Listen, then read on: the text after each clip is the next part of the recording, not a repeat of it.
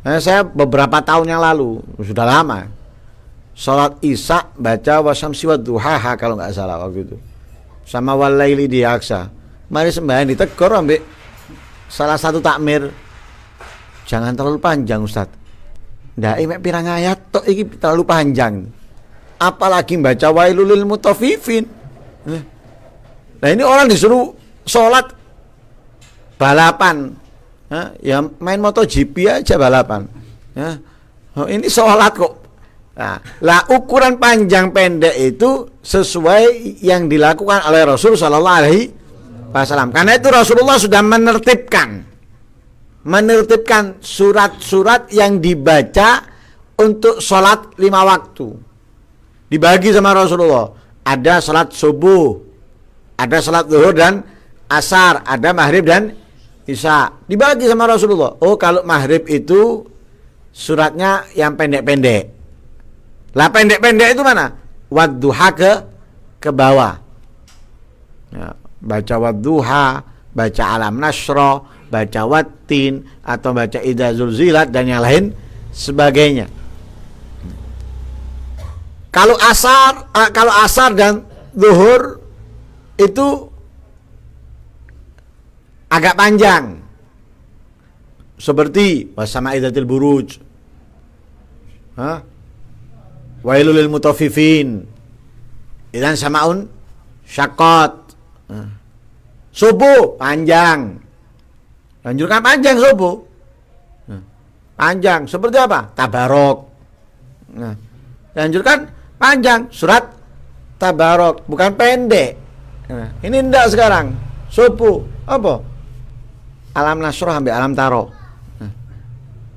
Pernah di Darul Mustafa itu saat itu Habib Umar nggak datang. Akhirnya ada salah satu senior yang ngimami, baca surat pendek. Habib Umar dengarkan dari radio. Habib Umar langsung menegur. Saat itu Habib Umar dengan 1 atau 2 orang itu ini gimana sholat subuh kok baca surat pendek? Kenapa? Yang tidak seperti itu yang diajarkan oleh Rasul Shallallahu Alaihi Wasallam. Karena itu sholat isya atau sholat subuh itu yang panjang, yang panjang. Makanya Nabi menentukan seperti hari Jumat, minimal katanya Nabi kalau memang nggak membaca surat Alif Lam Mim Sajdah dan surat Al-Munafikun, hendaknya membaca surat Al-A'la dan Al-Ghasyiyah. Surat Alif Lam Mim Sajdah lumayan. Apa berapa itu? 1 halaman walak-walik itu plus setengah lembar, setengah halaman. Ya, 1,5 lah. Al-Munafikun singkat, 1 halaman walak-walik itu tidak sampai penuh. Kalau enggak Al-A'la dan Al-Ghasyiyah. Malam Jumat juga gitu. Nabi mengajarkan untuk membaca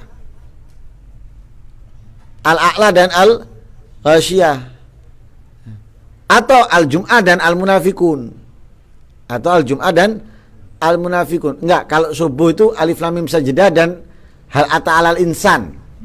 Nah, kalau subuh Jumat itu Alif Lam Mim Sajdah dan Hal Ata 'alal Insan, dan ini diamalkan di Masjid Jami' Pasuruan. Kalau subuh itu Alif Lam Mim Sajdah dan Hal Ata 'alal Insan. Kalau malam Jumat itu Al-Jum'ah dan Al-Munafikun. Nah, tapi kalau nggak kita amalkan kedua-duanya ini, ya minimal Al-A'la, Sabbihisma Rabbikal A'la dan Al-Ghasyiyah. Nah, makanya tambah hafalan surat-suratnya. Ojo balen-balene ikut tok. Nah, Al-Qur'an 30 juz, bukan 1-2 surat itu tok, tapi tambah hafalan kita dalam Al-Qur'an. Lah itu ukuran panjang pendeknya dari situ. Ukuran panjang pendeknya dari situ. Lah lebih dari situ itu terlalu panjang. Dan itu pernah Rasulullah menegur sahabat Mu'ad. Sahabat Mu'ad saat itu menjadi imam baca surat Al-Baqarah. Nah, kita tahu surat Al-Baqarah itu 2 juz hampir setengah. hampir 2 juz setengah. Hampir 2 juz setengah, kurang 1 ain atau 2 ain. Ya. Wah, 2 juz. Nah, sahabat Nabi itu kan memang seneng-seneng sholat. Nah, kebetulan yang ikut menjadi makmum saat itu mungkin orang dusun atau orang yang agak sakit atau punya hajat, keperluan. Lapor ke Rasulullah, ngadu ke Rasulullah, mengeluh kepada Nabi. Wah, langsung dipanggil sahabat Mu'ad. Ditegur sama Nabi, afatan anta ya Mu'ad, kamu membuat fitnah ya Mu'ad, atau kamu menimbulkan fitnah wahai Mu'ad. Tegur sama Nabi, kalau kamu ini menjadi imam, khafif, ringankan sholatnya. Nabi itulah Nabi, sholat kepingin panjang.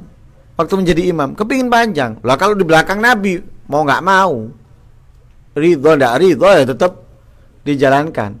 Tapi sahabat kalau sholat menjadi makmumnya Nabi seneng semuanya. Lah Nabi kepingin panjang, tapi di tengah-tengah sholat mendengarkan anak kecil nangis.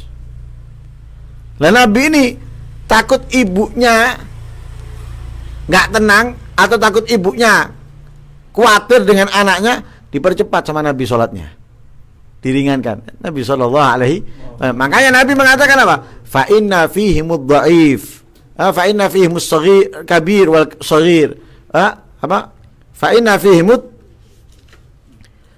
saghir wal kabir wad dhaif al marid. Karena ada makmum di belakang kamu itu anak kecil yang mungkin kalau terlalu panjang dulinan akhirnya, ya. Atau orang tua yang berdiri terlalu lama itu membuat kakinya lemes, bisa jatuh nanti. Atau orang yang sakit, orang yang lemah. Nah, maka ringkas, fal yukhaffif, maka ya, persingkat atau perpendek. Tapi kalau sholat sendiri, monggo yang panjang. Kalau sholat sendiri, ya, yang panjang. Nabi Muhammad itu kalau sholat sendirian, sebagaimana semuanya kita mengetahuinya, kakinya sampai bengkak. Lah kaki sampai bengkak itu kan apa? Karena lamanya berdiri. Berdiri lama Nabi. Ada apa berdiri lama? Menentok? Ya enggak. Al-Quran yang dibaca. Makanya para ulama terdahulu itu punya aktivitas membaca Al-Quran di dalam sholat. Dihatamkan dalam sholat. Jadi setiap sholat membaca Al-Quran. Khususnya sholat malam, baca Quran mereka, juz-juzan kadang. Sholatnya mungkin nggak banyak, ada yang cuma 2 rakaat atau 4 rakaat, tapi yang dibaca juz-juzan. Kalau sholat sendiri kita perpanjang, walaupun sampai keluarnya waktu nggak apa-apa. Asalkan sholat 1 rakaatnya ada yang di dalam waktu supaya nggak haram. Ya, supaya nggak haram, sholat 1 rakaatnya ada yang dalam waktu. Jangan semuanya di luar waktu. Ya. Tapi kalau berjamaah jangan. Nah, Nabi sholat sampai bengkak kakinya. Para sahabat juga gitu. Loh, hanya. Nah kita juga gitu, hanya diri yang lama, baca Al-Quran, ya. Dengan megang kalau kita nggak hafal, megang, selesai kantongi. Pokoknya jaga jangan sampai 3 gerakan berturut-turut. Atau kita beli meja, ya, pesen juga boleh, ya. Enak sih dipeseni ini. Ya. Baca, beli Al-Quran, baca, tinggal ya, baca. Nanti waktunya buka halaman, buka. Ya. Tapi jangan pura gaya langsung 1 juz. Ojo. Akhirnya tidak baleni meneng. Ya coba 1 halaman dulu, 2 halaman dulu. Ya. Nanti tambah. Akhirnya kulino.